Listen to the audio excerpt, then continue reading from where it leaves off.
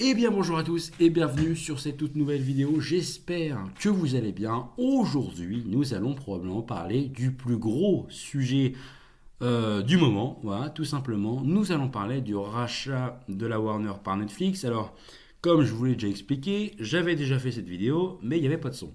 Sachez que la première vidéo dure 33 minutes. Voilà, donc je ne sais pas combien de temps dure cette vidéo, mais dans tous les cas, sachez qu'il y a des choses à dire. Donc oui, effectivement, depuis un petit moment, on a appris que la Warner serait en vente par rapport au fait que elle est en déficit, la Warner, tout simplement. Ça descend plus que ça ne monte, et c'est bien le problème. Donc, ils ont décidé de vendre, hein, tout simplement, il n'y a pas le choix. Hein. Au bout d'un moment, c'est soit tu vends, soit tu fermes. Mieux vaut vendre, évidemment. Donc, quand la Warner a été annoncée sur le marché, trois studios, trois entreprises, trois gros blocs massifs du monde du cinéma ont, se sont présentés pour racheter la Warner. On avait Universal, Paramount, Netflix. Voilà. Donc Universal a vite été dégagé, évidemment, parce que pas assez gros, pas assez lourd, et c'est bête à dire, mais pas assez riche aussi. Et finalement, eh bien, Netflix et Paramount se sont fait un peu la guéguerre, et on a appris il n'y a pas longtemps que c'était Netflix qui avait réussi à, tout simplement, racheter la Warner Bros. Pour la maudite somme de 86 milliards de dollars. C'est énorme, oui. Sachez évidemment que ces 86 milliards de dollars, ça ne vient pas forcément des poches de Netflix, hein, mais ça vient aussi évidemment de prêts bancaires. Voilà. Alors c'est des grosses banques remplies de thunes, et grâce à ça, ils ont acheté Warner. On a reçu un joli petit mail dans notre boîte mail qui nous disait que effectivement, oui, la Warner avait été officiellement achetée par Netflix. Alors je crois que c'est que la Warner Bros. Hein. Je crois que la Warner Discovery était restée de côté, si je dis pas de bêtises. Hein. En tout cas, HBO Max avait devrait du coup être incorporé à Netflix, c'est-à-dire, je m'explique, si vous allez sur Disney Plus sur votre téléphone, ou même sur votre télé maintenant, vous avez trois petits onglets. Vous avez Disney Plus, Hulu et Mon Disney Plus. Si je ne dis pas de bêtises. Un truc comme ça. Donc vous avez du coup, alors mis à part Mon Disney Plus qu'on enlève parce que c'est ni plus ni moins que votre liste, hein, votre liste personnelle, on a du coup Disney Plus et Hulu. Hulu, si vous ne connaissez pas, normalement c'est une plateforme qui regroupe un certain nombre de projets, de séries et de films. Et du coup, ça a été racheté par Disney+, et par conséquent, par Disney plus généralement, bon bref, vous avez compris, et donc, ça a été incorporé. Je pense que pour Netflix et la Warner, si ça reste comme ça, et vous verrez pourquoi je dis ça après, si ça reste comme ça, quand on ouvrira Netflix, on aura soit, en gros, tu ouvres Netflix et tu as un onglet, donc en fait sur la même application, tu ouvres ton application, et tu as un onglet Netflix et un onglet HBO Max. Et du coup, ou HBO tout court. Et du coup, tu peux switcher entre les deux, je pense. Ça fait un truc comme ça. Ou alors, quand tu vas acheter un abonnement Netflix, obligatoirement, tu vas acheter en même temps un abonnement sur l'application HBO. Et donc, ça ferait qu'il y ait Netflix d'un côté et HBO de l'autre, mais qui soient connectés indirectement via le prix, en fait. Mais si c'est ça, comment les gens qui ont Netflix font pour avoir HBO, c'est un peu perplexe, un peu compliqué, pardon. Donc voilà. Donc ça, c'est l'idée principale. Pour ceux qui ne suivent pas à 100%, effectivement, Netflix a racheté la Warner pour 86 milliards de dollars environ. Ce qui signifie que ça change pas mal de choses. Ça change pas mal de choses, alors dans plein de projets, dans plein de séries, dans plein de choses, mais principalement pour DC.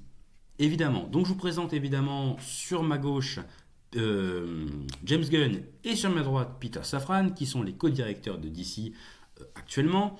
James Gunn qui a son DCU avec Superman en 2025, en juillet 2025 évidemment, avec Peacemaker aussi en fin d'année 2025, avec Supergirl qui arrive en 2026, avec Creature Commando, etc.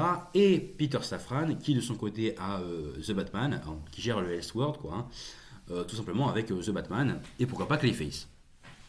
Donc voilà.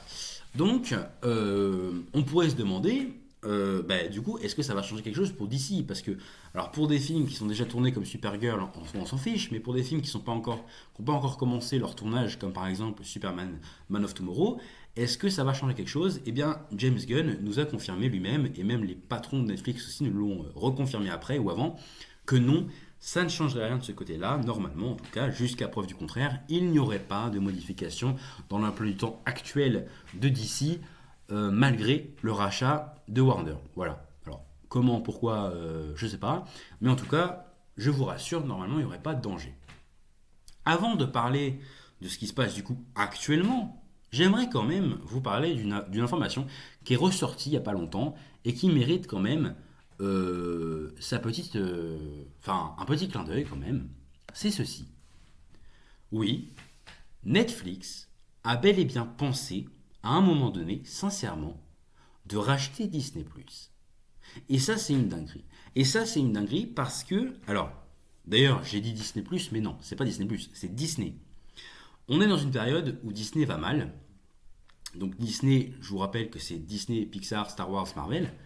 Et donc, on est dans une période où Disney va mal. Attendez, voilà. Une période où Disney va mal. Et donc, Netflix se dit, bah tiens, et si on fait un petit prêt là à la banque là, de 200 milliards et on rachète Disney? Mais comment ça, mon ref? Enfin, je suis désolé, mais c'est une dinguerie. Dites-vous que Netflix, à la base, c'est une application qui loue des DVD. Voilà.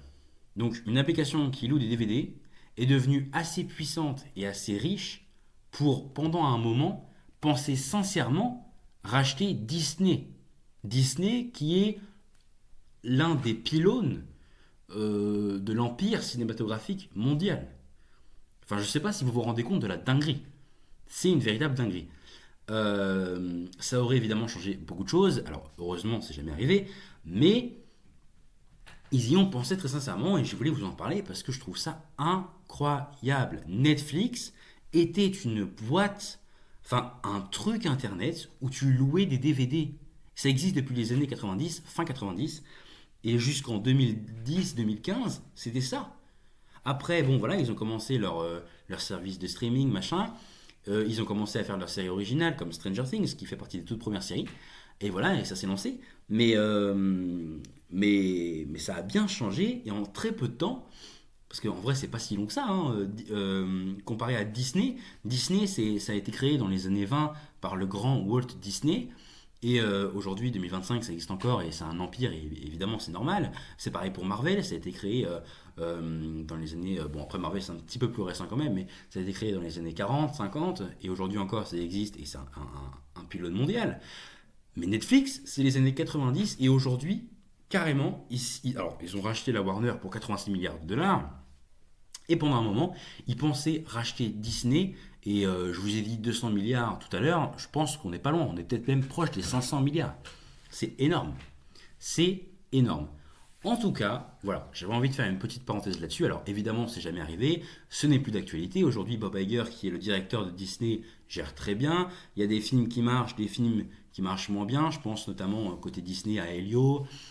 Voilà, et puis après, il y a toute la crise autour du cinéma. On en parlera peut-être un peu plus dans l'Universe épisode 3, évidemment. Et donc, le problème est revenu sur la table, puisque, oui, effectivement, Netflix a, en tout cas officiellement, racheté la Warner pour 86 milliards de dollars. Effectivement, ça a été acté, on a eu un mail, on a compris Netflix, merci beaucoup.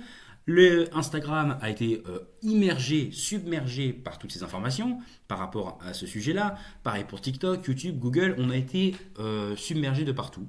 Et là, tout récemment, on a appris qu'en fait, eh ben non.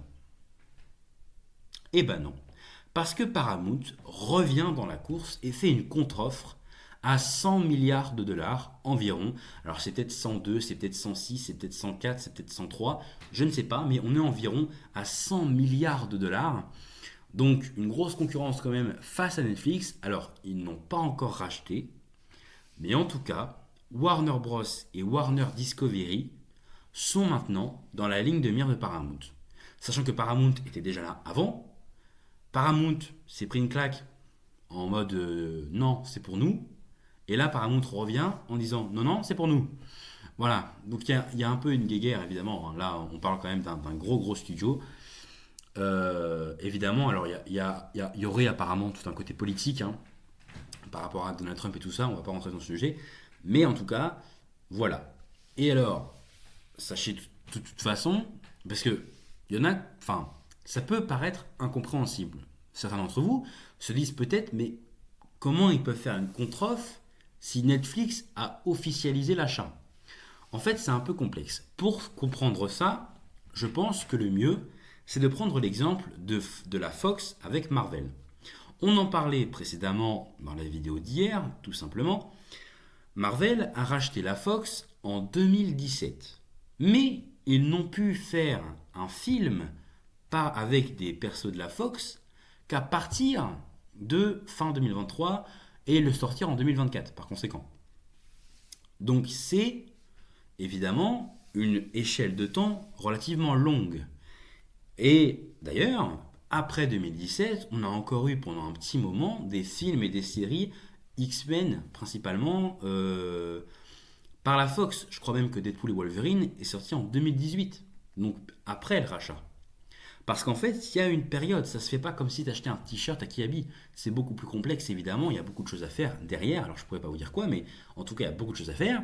Ce qui fait que c'est vraiment. Enfin, ça se fait en plusieurs étapes.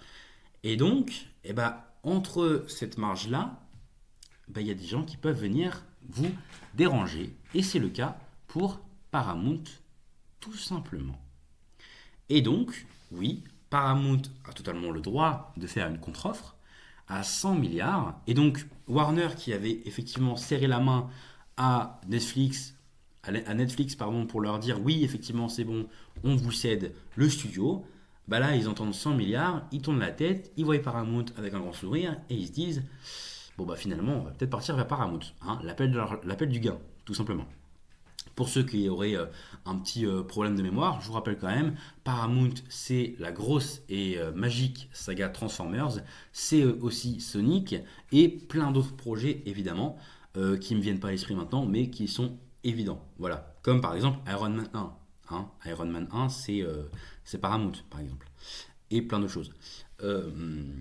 Universal était dans la course au début, mais comme je vous l'ai dit, elle a été rapidement dégagée parce que Universal n'a pas les épaules pour tout simplement. Hein. En fait, c'était plus de la poudre aux yeux, et puis ils se sont vite rendus compte qu'en fait, c'était pas possible. Universal qui a déjà de la peine à nous faire un Fast and Furious 11. Voilà, question budget, c'est compliqué. Vous avez une vidéo sur le sujet, hein.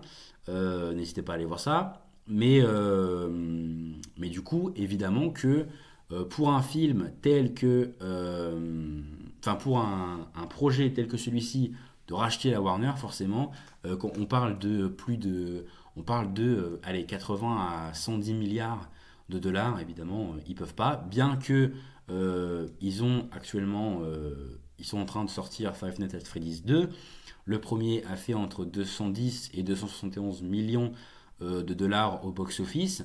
C'est pas mal, mais donc ça renfloue les caisses. Mais est-ce suffisant pour avoir assez d'argent pour acheter la Warner? Non. Voilà, donc à l'heure actuelle, où est-ce qu'on en est? Eh bien, on en est que tout simplement, oui, Netflix a acheté la Warner à 86 milliards de dollars, mais Paramount est rentré dans le combat avec 100 milliards, et donc la Warner a un peu, excusez-moi pour l'expression, mais un peu le cul entre deux chaises, ils savent pas trop où aller, et je pense personnellement que ça va peut-être jouer en la faveur de Paramount, on verra bien. Voilà. En tout cas, l'avenir de la Warner n'a jamais été aussi incertain. On verra bien comment est-ce que ça finira. Est-ce qu'on aura des réponses avant la fin de cette année 2025 ou est-ce qu'on devra attendre 2026? Nous verrons bien. Mais en tout cas, sachez que c'est la fin de cette vidéo, tout simplement, et que moi, il ne me reste que à vous dire, tout simplement, à lundi, pour la prochaine histoire complète. J'espère que cette vidéo vous aura plu, tout simplement. Et puis voilà, mettez un petit like, abonnez-vous si le contenu de cette chaîne vous plaît. Et puis bah voilà, moi il ne me reste plus encore une fois que vous dire à lundi pour l'histoire complète de Doctor Doom, évidemment.